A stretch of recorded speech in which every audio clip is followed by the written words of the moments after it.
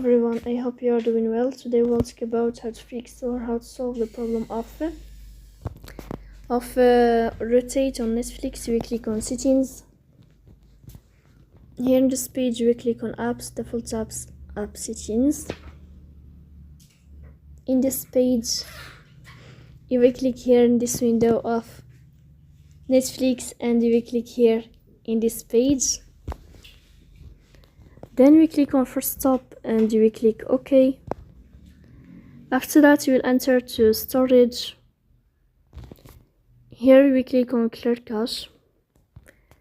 In the end you will turn off your phone and you will wait a moment to restart your phone again to fix that problem.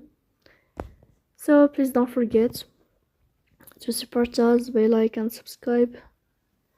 See you next time in another video and thank you for your watching and your attention.